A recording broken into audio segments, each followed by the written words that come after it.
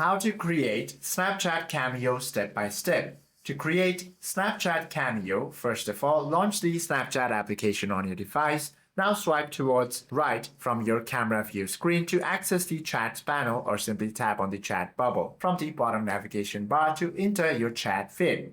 Now you simply have to tap into an active conversation thread with your friend. Once you open it, you simply have to now tap on the smiley face icon right next to the chat box.